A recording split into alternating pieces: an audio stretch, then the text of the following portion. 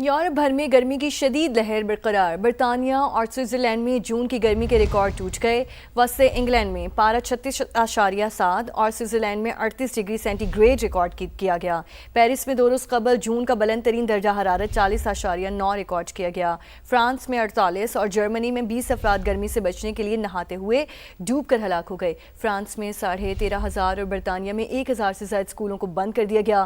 Germany, Netherlands, Austria, Italy, Spain اور چیک Republic میں بھی ہیٹ ویو کا ریڈ الرٹ جاری کر دیا گیا۔ آبِ ہرمز میں تنازعات کی روک تھام کے لیے امریکہ ایران کی رابطہ لائن قائم۔ ایرانی میڈیا کے مطابق فریقین کے درمیان براہ راست رابطہ لائن قائم کر دی گئی ہے۔ رابطہ لائن سوئٹزرلینڈ مذاکرات کے اعلامیے کے تحت قائم کی گئی ہے۔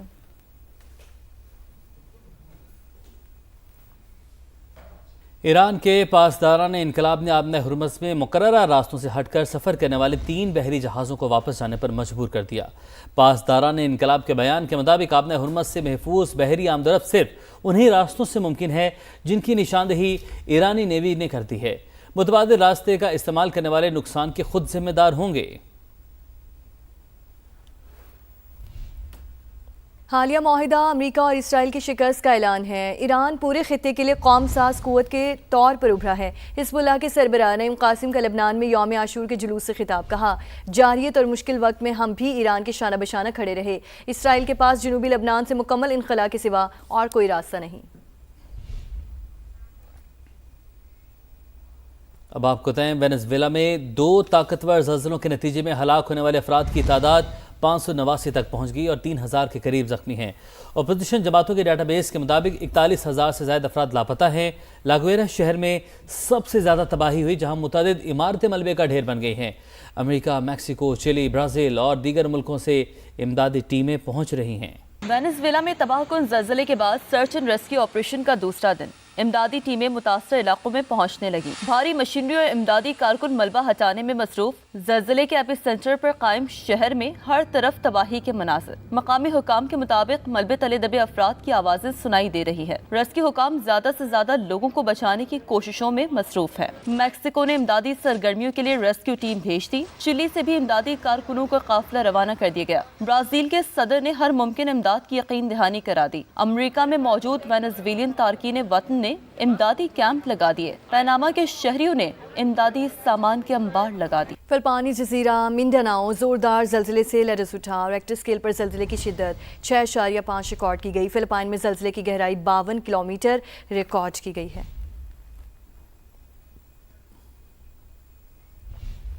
ادھر بلوچستان کے مختلف علاقوں میں بھی زلزلے کے جھٹکے زلزلہ یوب، بارکھان، رخنی، کوہلو اور دیگر علاقوں میں محسوس کیا گیا۔ زلزلہ پیما مرکز کے مطابق زلزلے کی شدت 5.1 ریکارڈ کی گئی۔ زلزلے کی گہرائی 17 کلومیٹر ریکارڈ کی گئی۔ زلزلے کا مرکز کوہلو سے 60 کلومیٹر دور شمال مشرق تھا۔ چینی دارالحکومت بیجنگ میں چھوٹا طیارہ شہر کی بلند ترین عمارت سے جا ٹکرایا۔ طیارے کا ملبہ گرنے سے متعدد گاڑیوں کو نقصان پہنچا۔ خبری سائیں ادارے کے مطابق پولیس لوگوں کو ٹاور کے قریب جانے اور ویڈیوز بنانے سے روک رہی ہے۔ بیجنگ کی یہ بلند ترین عمارت 109 منزلوں پر مشتمل ہے۔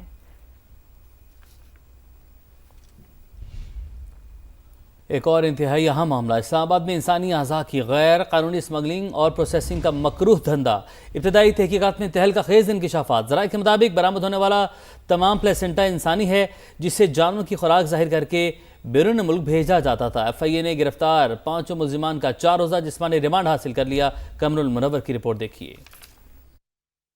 شہر اقتدار سے انسانی اعضاء کی بیرون ملک اسمگلنگ کا گھناؤنا کاروبار۔ تحقیقات کے آغاز پر ہی ہولناک حقائق سامنے آ گئے۔ منظم نیٹ ورک کا بھیانک چہرہ بے نقاب۔ سامان ہیومن آرگنز ٹرانسپلانٹیشن ایکٹ 2010 کے تحت درج مقدمے کی کاپی حاصل کر لی۔ ایف آئی آر کے مطابق سیکٹر F7 اور E11 میں چھاپوں کے دوران کئی ٹن تازہ اور خشک ہیومن پلاسنٹا برآمد ہوا۔ ابتدائی تفتیش میں گوشت انسانی ہونے کی تصدیق۔ گینگ کے گائنی کلینکس اور اسپتالوں کے سویپرز سے رابطے تھے، جہاں سے پلاسنٹا 800 روپے فی کلو کے حساب سے خریدا جاتا تھا۔ ملزمان پلاسنٹا خشک کرنے کے بعد جانوروں کی خوراک کے بار کوڈز استعمال کر کے ویتنام سمیت دیگر ممالک اسمگل کرتے تھے۔ ایف آئی اے نے گزشتہ روز اسلام آباد سے گرفتار ہونے والے 3 غیر ملکیوں سمیت 5 ملزمان کا 4 روزہ جسمانی ریمانڈ حاصل کر لیا۔ ذرائع کے مطابق ایف آئی اے نے لاہور، راولپنڈی اور پشاور سمیت دیگر زونز میں بھی چھاپے شروع کر دیے۔ مزید گرفتاریاں متوقع ہیں۔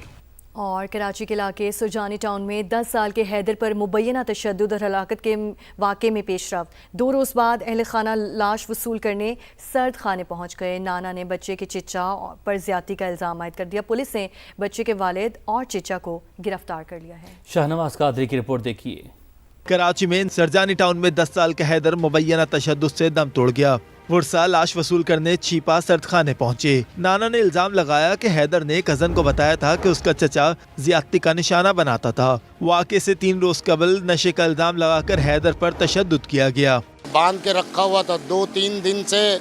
اس کا باپ کام پہ آ رہا تھا, اس کا چچا وہاں تھا, وہ زیادتی کر رہا تھا بچے کے ساتھ. اس نے وہاں بھی بتایا, میرے بھانجے نے مجھے بتایا, اس کو جا کے اس نے بتایا, حیدر نے بتایا تھا ہاں کہ میرے ساتھ دونوں زیادتیاں کرتے ہیں. حیدر کے والدین کی 2018 میں طلاق ہو چکی تھی. بچہ گزشتہ 7 ماہ سے والد کے پاس رہ رہا تھا. پولیس نے والد اور چچا کو گرفتار کر کے قتل کا مقدمہ درج کر لیا. پولیس کا کہنا ہے کہ میڈیکل, فرانزک اور دیگر شواہد کی روشنی میں تفتیش کو آگے بڑھایا جا رہا ہے. کیمرامین فرحان یوسف کے ساتھ شاہنواز قادری, سما, کراچی. سرگودھا میں 62 افراد کی جانب سے مبینہ زیادتی کرنے کی شکایت پر ملزمان نے بچے کو زندہ دفن کر دیا. 12 سال کا لڑکا کل سے لاپتہ تھا. تفصیلات حاصل کرتے ہیں نمائندہ سما ندیم خان ہمارے ساتھ موجود ہیں. ندیم سے بھی معلومات حاصل کریں گے. سرگودھا میں 62 افراد کی جانب سے مبینہ زیادتی کی شکایت پر ملزمان نے بچے کو زندہ دفن کر دیا. 12 سال کا لڑکا کل سے لاپتہ تھا اور بچے کو طبی امداد کے لیے ڈسٹرکٹ اسپتال سرگودھا منتقل کر دیا گیا ہے. لواحقین کی طرف سے درخواست پر کارروائی کی جائے گی. پولیس کا ایسا بتانا ہے. سرگودھا کا علاقہ ہے جھال چکیاں. آگے بڑھیں اور آپ کو بتائیں, وزیر اعظم کا فلسطین اور مقبوضہ کشمیر میں ریاستی جبر اور تشدد پر شدید تشویش کا اظہار. شہباز شریف نے کہا غیر ملکی قابضین تشدد کو بطور ہتھیار استعمال کر رہے ہیں. وزیر اعظم نے مقبوضہ کشمیر میں انسانی حقوق کی سنگین خلاف ورزیوں کی مذمت کرتے ہوئے کہا کشمیریوں کو منمانی گرفتاریوں, تشدد اور جبری گمشدگیوں کا سامنا ہے. اقوام متحدہ اور عالمی ادارے مقبوضہ کشمیر کی صورتحال کا نوٹس لیں. عالمی برادری انسانی حقوق پامال کرنے والوں کا احتساب یقینی بنائے. پاکستان مقبوضہ کشمیر میں تشدد کے متاثرین سے یکجہتی کرتا ہے. وزیر اعظم شہباز شریف نے تشدد کے متاثرین کی حمایت کے عالمی دن پر پیغام میں کہا کشمیری عوام کے حق خود ارادیت کی سیاسی, سفارتی اور اخلاقی حمایت جاری رہے گی. تشدد اور غیر انسانی سلوک کسی بھی مہذب معاشرے میں ناقابل قبول ہے. تشدد کے مرتکب عناصر کا احتساب ہر صورت یقینی بنایا جائے. وزیر اعلیٰ خیبر پختونخوا سہیل آفریدی نے کہا ہے کہ یوم عاشور ہمیں حق, صبر, استقامت اور ظلم کے خلاف ڈٹ جانے کا درس دیتا ہے. حضرت امام حسن اور حضرت امام حسین رضی اللہ تعالیٰ عنہ نے حق کی خاطر عظیم قربانیاں دیں. حق کی راہ پر ثابت قدم رہنے والوں کی ہی ہمیشہ کامیابی ہوتی ہے. بہترین سیکیورٹی انتظامات پر صوبے بھر کی پولیس, ضلع انتظامیہ اور تمام متعلقہ ادارے خراج تحسین کے مستحق ہیں.